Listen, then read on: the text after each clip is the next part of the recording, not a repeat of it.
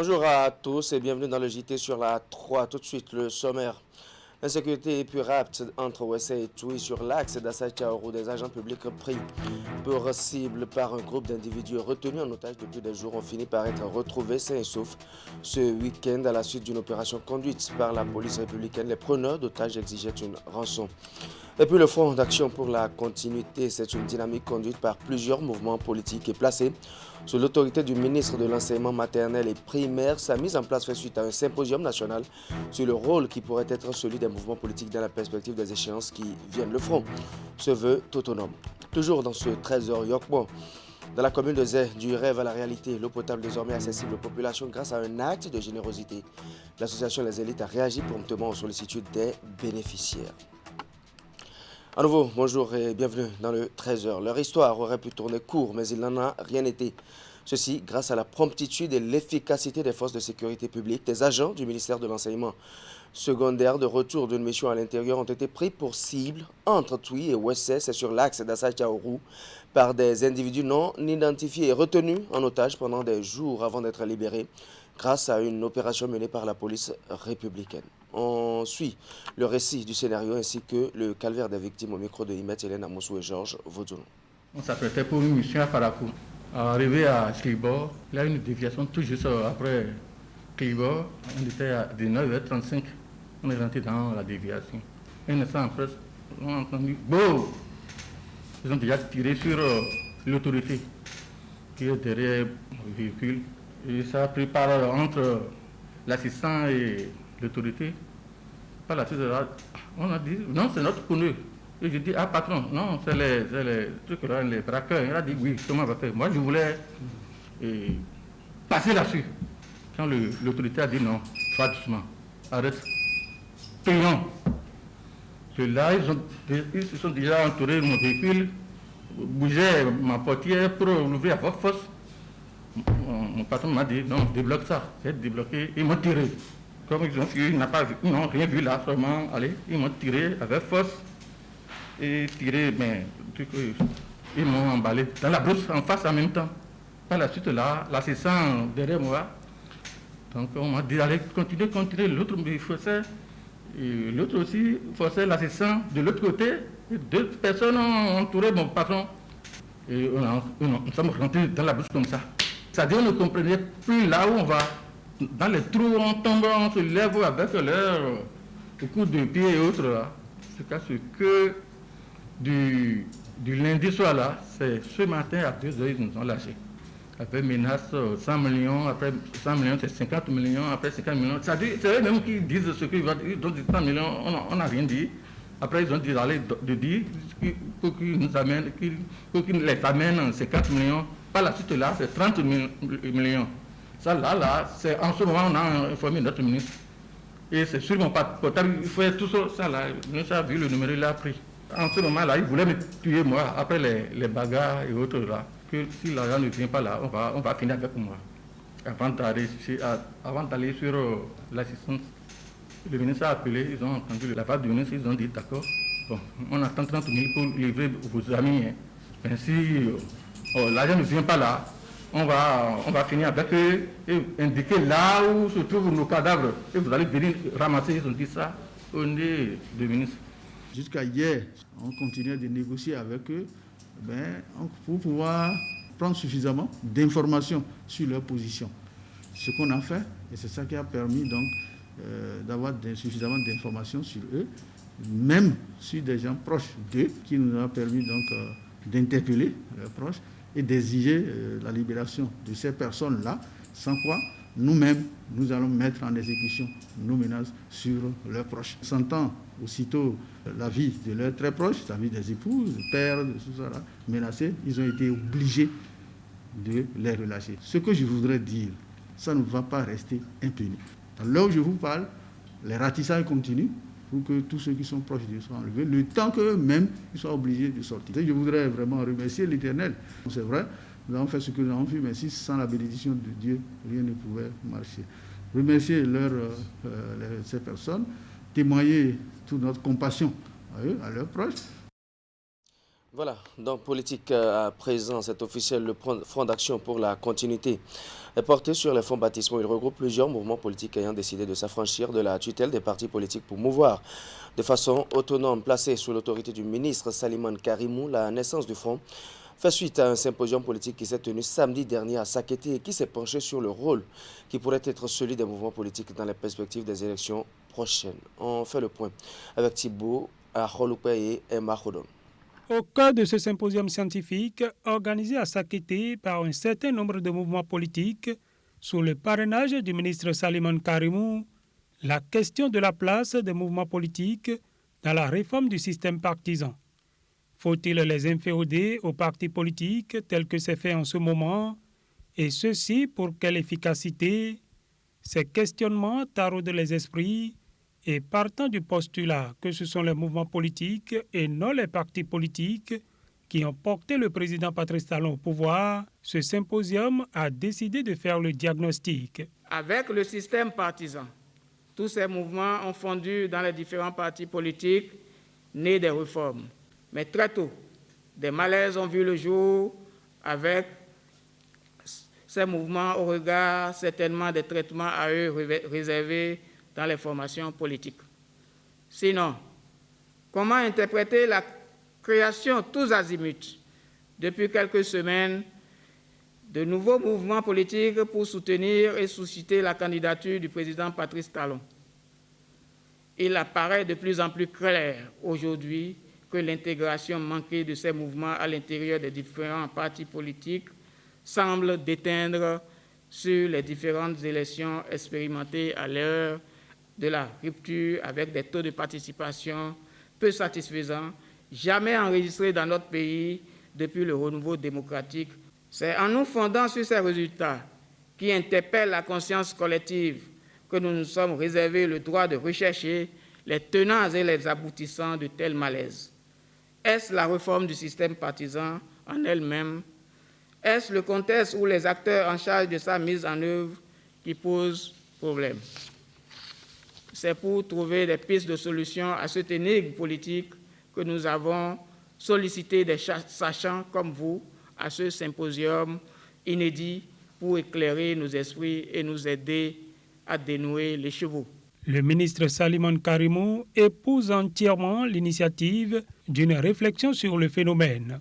L'honnêteté intellectuelle nous oblige à reconnaître la justesse des constats présentés par le président du comité d'organisation. Au-delà de toute autre considération, il est une évidence que dans un passé très récent, il y a eu, et Dieu seul sait si cela se poursuit encore, une flambée de création de mouvements politiques en dehors des partis légalement constitués. C'est en cela que je partage la problématique et soutiens l'initiative. Sous le thème central intitulé « Parti ou mouvement politique, quel est le meilleur choix pour une victoire électorale légale et légitime ?» Et sur ce thème se cachent plusieurs questionnements qui, j'en suis persuadé, vu la qualité des communicateurs, trouveront forcément des réponses pertinentes et incontestables. Des communications et des échanges qui ont meublé ce symposium, les participants en sont venus à la conclusion que l'indépendance et la liberté d'action des mouvements politiques vis-à-vis des partis politiques seraient plus efficaces à la réélection du président Patrice Talon en 2021.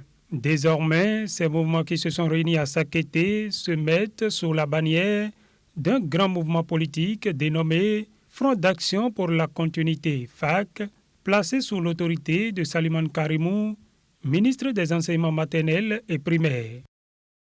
Pendant ce temps, le bloc républicain qui méthodiquement installe ses structures, cette fois, ce sont les femmes qui focalisent l'attention. Elles ont la possibilité désormais de mouvoir désormais au sein d'une structure qui leur est dédiée à titre particulier. L'Assemblée générale de l'Organisation des femmes républicaines a livré son verdict. C'était samedi à Cotonou. Clément Achadé pour le point. Femmes républicaines davantage engagées pour le développement du Bénin. C'est le thème sous lequel est placée l'Assemblée générale constitutive de l'Organisation des femmes républicaines. Venues des 12 départements du Bénin et de toutes les circonscriptions électorales, elles vont ensemble asseoir selon les tests de leur parti, le Bloc républicain, un creuset essentiellement femmes pour mieux promouvoir l'engagement de la gente féminine en politique pour son implication dans la gestion de la cité. Conformément aux dispositions des articles 54, 55 et 56 des statuts du Bloc républicain, les organisations de masse que sont l'organisation des jeunes, l'organisation des femmes et les organisations socio-professionnelles et corporatistes doivent être mises en place pour plus de dynamisation et de visibilité du parti. L'Assemblée générale constitutive qui nous réunit ce jour est une étape historique pour notre parti. Cette étape est l'aboutissement d'un processus que le comité a conduit avec dextérité et abnégation.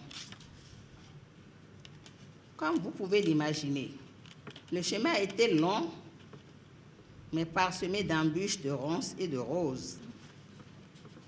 C'est pour cela que nous éprouvons au sein du comité préparatoire une grande joie et une fierté d'accueillir ce jour la naissance de l'OFR. Tout en reconnaissant les mérites du comité préparatoire pour la qualité du travail abattu, le secrétaire général national du Bloc républicain rappelle les défis liés à l'engagement de la femme aux côtés des hommes pour la gestion et le développement de la cité. Les femmes sont l'énergie et le fondement même de notre existence dans ce monde. Et c'est pourquoi les statuts de notre parti font des femmes le cœur du parti, comme les jeunes. Donc le combat pour nous aujourd'hui est de vous encourager à quitter l'arrière-plan politique pour passer au devant de la scène aux côtés des hommes.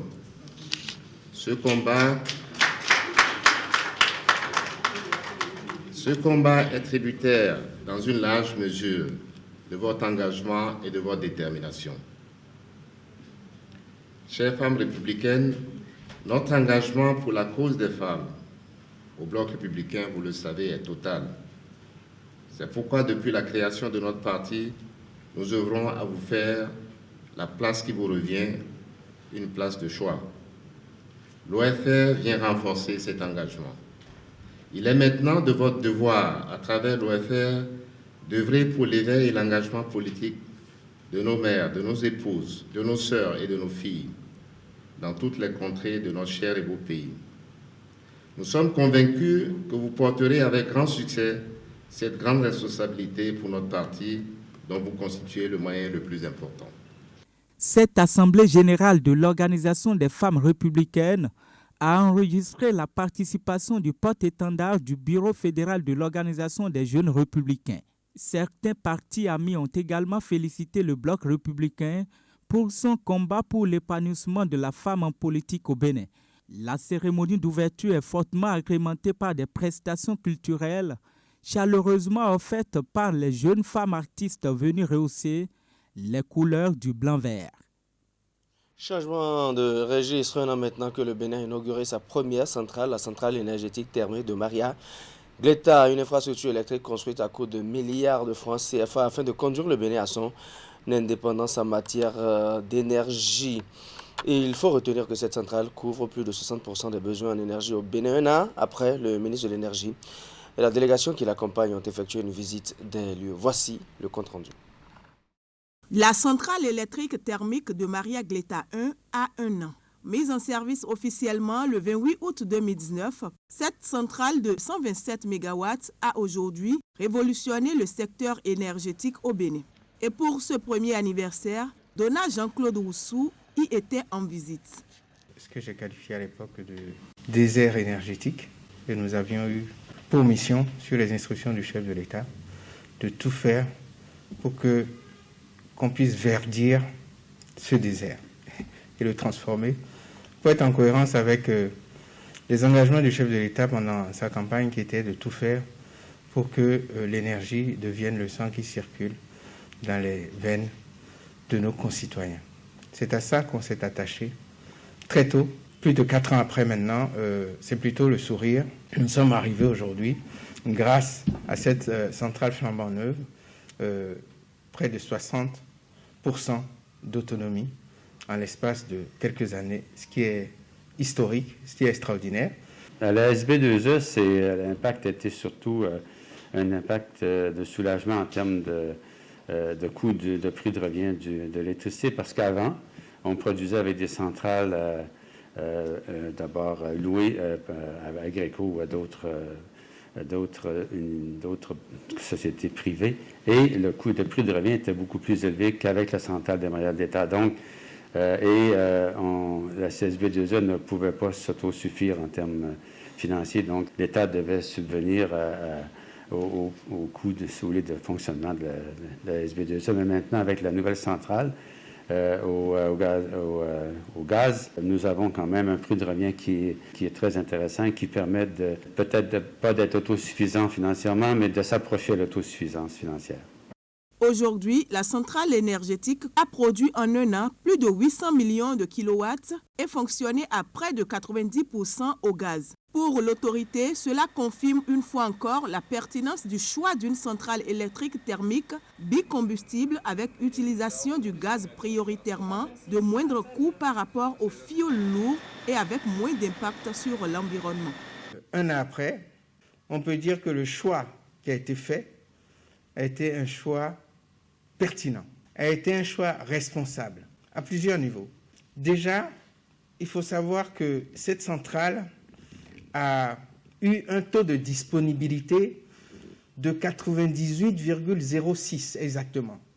C'est-à-dire plus de 98% du temps où on a sollicité cette centrale, elle a répondu favorablement. Ça, c'est extraordinaire. C'est une performance qu'on ne retrouve même pas dans la sous-région. Un autre indicateur qu'il faut noter, c'est que cette centrale a déjà fonctionné plus de 7000 heures, sachant que le maximum qu'une centrale électrique de ce type peut fonctionner, c'est 8000 heures, maximum. Ce qu'il faut noter, c'est que cette centrale, comme toute centrale électrique d'ailleurs, fonctionne 24 heures sur 24, 7 jours sur 7, 365 jours sur 365. On peut dire, avec des éléments concrets, que ce choix était pertinent, que cette centrale, au bout d'un an, a confirmé les performances qu'on attendait d'elle et que ça va se poursuivre. Au cours de la visite, le ministre de l'Énergie et son équipe ont sillonné les différents compartiments de l'infrastructure. L'atelier de mécanique et celui d'électricité, la section combustible et chimique, la salle des machines, la salle de contrôle et autres. À chaque niveau, le personnel en place a présenté le travail qui se fait. À l'heure actuelle, seulement 2 expatriés et 55 employés béninois, dont 8 femmes, travaillent sur la centrale. C'est déjà une année qui s'est bien passée. On a atteint nos objectifs en termes de qualité de production et puis de la viabilité. Une satisfaction pour le ministre de l'Énergie qui reste un maillon important de la chaîne de réalisation du projet de construction de cette centrale et bien d'autres projets en matière d'énergie. Le délestage est conjugué définitivement au passé dans notre pays. 0 coupure, ça n'existe nulle part dans le monde. Un an après sa mise en service, la centrale électrique de Maria-Gleta 1 illumine entièrement toutes les contrées du Bénin. Au-delà, elle contribue énormément et de façon significative à l'amélioration des activités économiques, la création d'emplois pour les couches de la population et par ricochet au développement économique et social du Bénin. La visite du ministre sur le site de Maria-Gleta a été une occasion pour certains agents sur place de présenter au public le travail abattu au quotidien. On les écoute. Je suis fière de cette centrale. Qu'on tourne 24 heures sur 24 heures sans arrêt, sauf les problèmes majeurs. Car hors du pays, les gens parlent de nous. Ils nous voient, ils disent que voilà, la centrale thermique de Maria-Gleta fonctionne 24 heures sur 24 heures tant qu'il y a des hommes et des femmes qui sont au cas. Nous avons des difficultés, mais comme au début, c'est nous-mêmes qui avons choisi de faire cette spécialité, quelles qu'en soient les difficultés que nous rencontrons, nous l'assumons, nous nous donnons du courage pour affronter ces difficultés que nous rencontrons que ce soit dans la journée, que ce soit dans la nuit ou lorsque nos équipements sont en dysfonctionnement. C'est un bilan heureux. C'est un bilan heureux parce que l'objectif qu'on s'est donné au début quand on a commencé, je peux vous dire que cet objectif est atteint et on progresse encore de mieux en mieux. L'ambiance au travail, sans vous mentir, c'est bien. Il n'y a pas eu de grand mécontentement. Toujours est-il qu'en parlant de ressources humaines, il y a toujours des choses à améliorer, il y a toujours des choses à fixer, il y a toujours des fossés à combler. Il faut dire que depuis 1 an, nous on est dans l'optimisation de nos unités de production. Donc à chaque fois, on essaie d'améliorer pour avoir le meilleur rendement possible. Donc les enregistrements que je fais, c'est les enregistrements qui me permettront de faire une analyse à peu près de la courbe de puissance des moteurs et de certains nombres de paramètres, de les transférer également au constructeur qui est au MAN, au bureau design. Et en fonction de ça, on travaille ensemble pour pouvoir essayer d'ajuster quelques paramètres pour rendre meilleur le fonctionnement du moteur. C'est une fierté d'abord, parce qu'il faut dire depuis les indépendances, c'est la première fois que le Bénin construit une telle infrastructure. Et les équipements qui sont installés, ce sont les équipements de dernière génération. C'est ce qui se fait de meilleur dans le monde entier. Que vous soyez ici, que vous soyez en France, vous allez voir les équipements de ce type. Et nous, en tant que jeunes ingénieurs, on est très fiers d'être retenus ici. Et ce qu'on apprend tous les jours, on voit qu'on apprend de nouvelles choses, on essaie de s'améliorer. Donc je pense que c'est une fierté. Nous, on aimerait peut-être que ça continue et que le gouvernement puisse investir sur les prochaines phases de l'installation. Remise de fourragères à présent aux recrues militaires et agents de la police de la classe 2019. La cérémonie a eu lieu ce vendredi sur la place d'armes du centre de formation militaire de Bembereke, en présence d'un parterre de personnalités dont le ministre de l'Intérieur et de la Sécurité publique et son collègue de la Défense nationale. Plus de 1000 nouvelles recrues ont prêté serment. Les temps forts de cette cérémonie à travers ce reportage signé Ulrich Abalo. Passage de la vie civile à la vie militaire pour ces élèves de la promotion 2019 du centre de formation militaire de Bembereke. 1100 au total, ces recrues militaires et agents de la police reçoivent leur fourragère. La cérémonie qui s'est déroulée sous les yeux du ministre de l'Intérieur et de la Sécurité publique et son collègue de la Défense nationale est l'acte par lequel les jeunes recrues prêtent serment de servir le Bénin au péril de leur vie. Les jeunes qui sont devant vous, par cet acte, vont prêter le serment de servir leur pays, notre pays, le Bénin, au besoin jusqu'au temps de leur vie. C'est le symbole de l'engagement du soldat et de l'attachement des uns et des autres à la nation. Nation qui devront servir fidèlement et de manière désintéressée, sans rien attendre en retour. 37 filles et 563 garçons pour la police républicaine, contre 66 filles et 434 garçons pour les forces armées béninoises. Les nouveaux policiers et militaires ont un niveau d'études compris entre le brevet d'études du premier cycle et le master. L'autorité ministérielle chargée de la défense nationale félicite le gouvernement pour le rehaussement du niveau intellectuel de nos forces de défense et de sécurité publique. L'encadrement a eu une facilité parce qu'ils avaient déjà un niveau minimal. Ce n'est pas le paysan lambda qu'on est venu chercher pour mettre sous les drapeaux. Et troisièmement, je voudrais profiter pour féliciter l'encadrement. Nous les avons exhortés tout le long du show là. Nous voyons que le résultat de ce qu'ils ont produit est vraiment à la hauteur. L'effectif de ces nouvelles recrues, ajouté à celui déjà existant, contribuera à mieux faire face à la situation de l'insécurité grandissante dans notre pays. Je suis rassuré que notre pays va dans le bon sens, va régler un problème fondamental en ce qui concerne le ministère de l'Intérieur, qui est d'assurer la sécurité des biens et des personnes. Cette cérémonie de remise de fourragères aux recrues militaires et agents de police marque la fin d'une phase de leur formation et le début d'une autre. Une cérémonie clôturée par ce défilé militaire. Première session ordinaire au titre de l'année 2020 du comité d'orientation et de pilotage du PAPVIR ABC projet d'appui à la production vivrière et du renforcement de la résilience dans les départements de la Liborie, du Borgou et des collines. Les différents acteurs partenaires ainsi que d'autres cadres impliqués ont échangé sur plusieurs points ayant trait aux actions menées par le projet. Au terme des assises, des recommandations ont été formulées dans le sens de permettre une bonne exécution du plan d'action mis en place par le projet.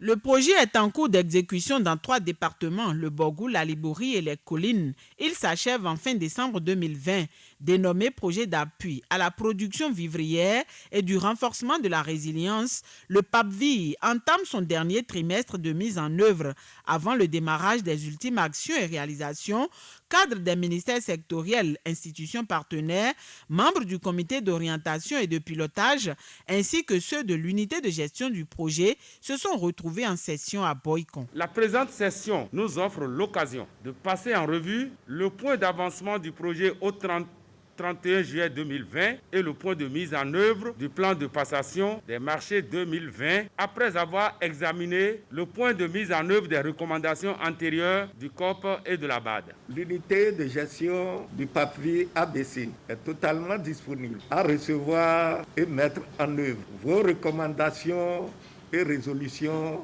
d'habitude pertinentes pour le succès de ce projet. Avec pour objectif accroître la production vivrière et permettre un mieux-être des populations.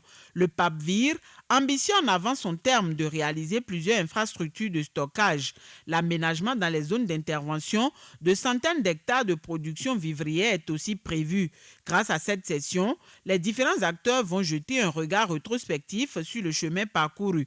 Ils prendront aussi des dispositions pour améliorer les performances. Au titre des principales réalisations, on peut citer entre autres l'achèvement de la plupart des magasins de stockage et d'intrants avec un taux de réalisation global de 80%. L'exécution des travaux de réhabilitation de 7 retenues d'eau et d'une mare avec un niveau d'exécution physique des travaux d'environ 30% sur une prévision de 80%. L'exécution des travaux d'aménagement de 930 hectares avec un taux d'exécution physique de 45%, sur une prévision de 115%. Grande est notre satisfaction de voir qu'il y a une amélioration par rapport aux causes passées.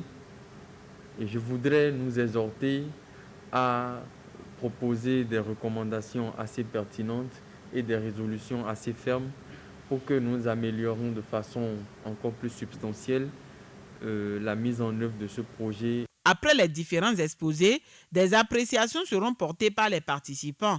Des suggestions et recommandations vont également être formulées. Ceci pour booster le rythme des réalisations afin de permettre au projet d'atteindre et à bonne date ses prévisions de départ.